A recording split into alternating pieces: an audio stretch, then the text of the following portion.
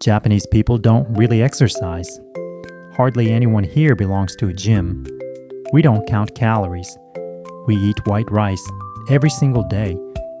And yet, Japanese women live to 87 on average. Men, 81. Among the longest lives on earth. I'm a Japanese medical doctor.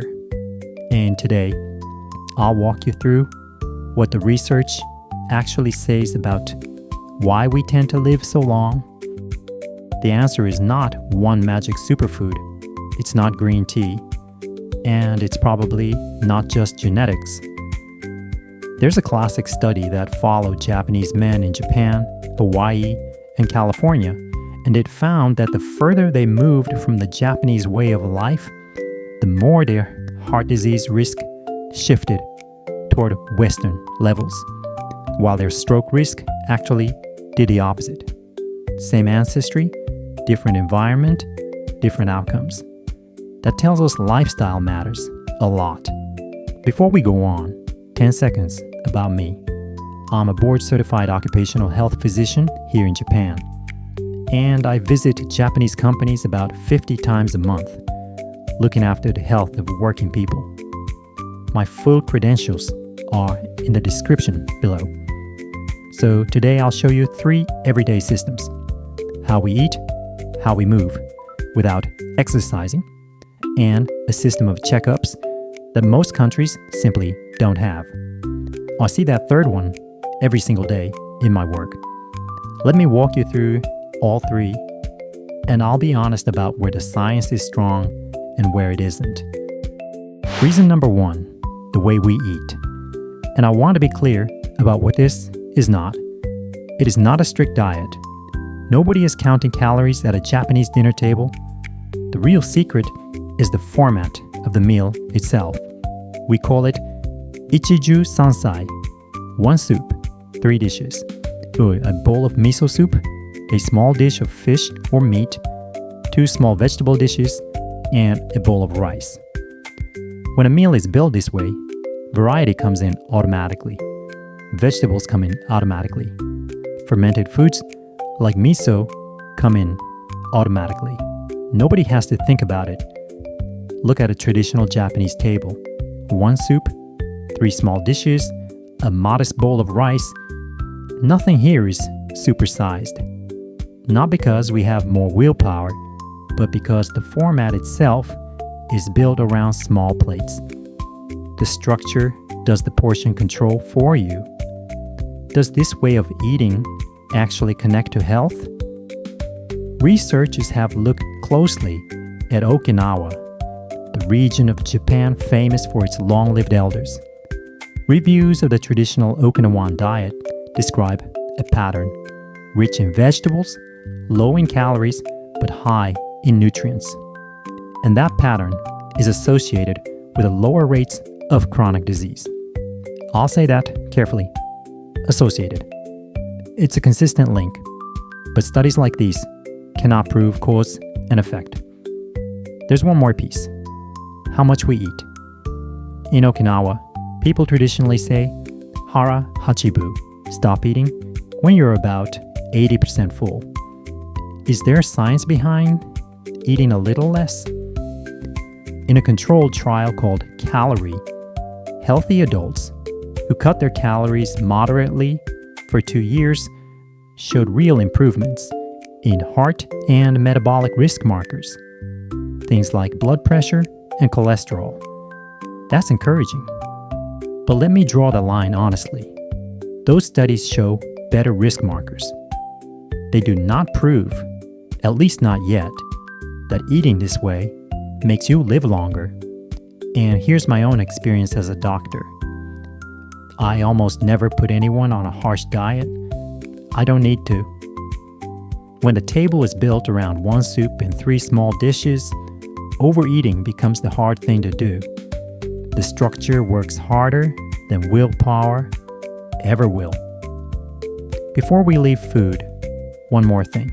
Now, you've probably heard that green tea is the secret. Let me be straight with you. One of the largest Japanese studies, over 40,000 adults followed for up to 11 years, found that people who drank more green tea had lower rates of death from heart disease and stroke. That's a real, encouraging association. But here's the part most channels won't tell you. In that same study, green tea was not linked to lower cancer deaths. No significant difference. So green tea looks good for the heart, but it is not a cancer shield.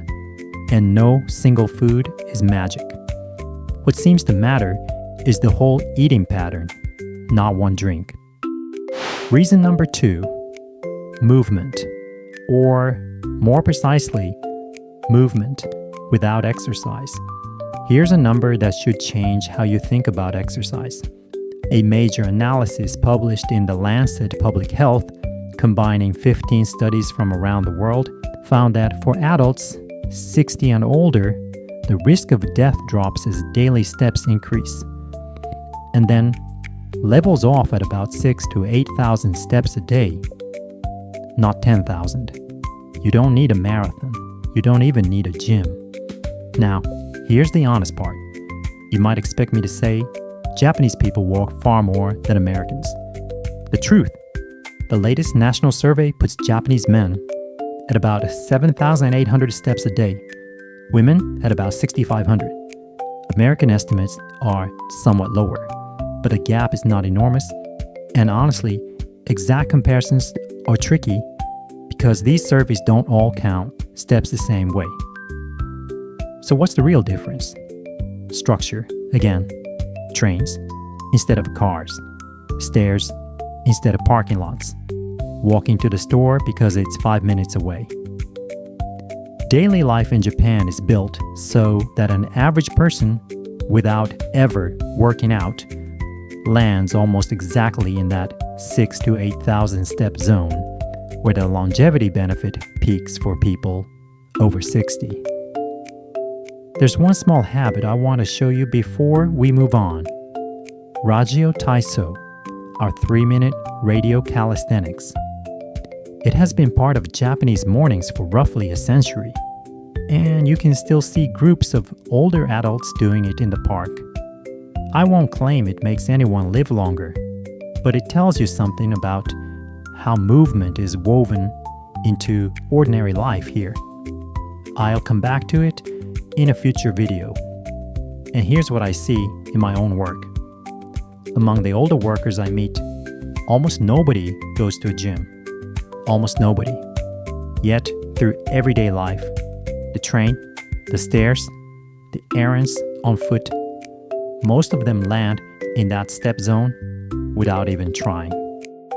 And now, the pillar nobody talks about, because very few countries have anything quite like it. In Japan, the law, the Industrial Safety and Health Act, Article 66, requires every employer to provide every regular employee a medical checkup every single year. Not optional, not if your insurance covers it. It's the company's legal duty. I know this system from the inside because it's my job. I'm an occupational physician. I sit down with workers, go through their checkup results, and talk about what comes next. A role like mine is rare outside Japan. And here's what those checkups find. In a recent national report, nearly 6 in 10 workers had at least one abnormal finding in something like blood pressure, blood sugar, or cholesterol. That sounds bad, right? But think about what it means. For 6 in 10 people, that's a clear prompt to look closer. Not a diagnosis, but a reason to act. That's the point. The system is built to catch problems before they turn into something serious. To be clear, I can't tell you this system is the cause of Japanese longevity. That's hard to prove. What I can tell you is that early detection and early action are built into ordinary working life here. So let me ask you something, and I mean this kindly. When was the last time you had a full health check while you felt perfectly fine? Not because something hurt, not because your doctor was worried, just because it was time. For employees in Japan, the answer is almost always the same. Within the past year, that's the third pillar. So where does this leave you? You can't move to Japan tomorrow, but you can borrow one piece of the system tonight. If you take just one thing from this video, make it this. At your next meal, stop at about 80% full. Don't change what you eat yet, just how much. That's hara hachibu. It costs nothing, and you can start today. Next week, I'll show you what Japanese people actually eat in a day. Not the sushi you see in restaurants, but the real everyday food. If you've ever wondered why so many of us stay slim eating white rice every day, you'll want to see it. Subscribe so you don't miss it.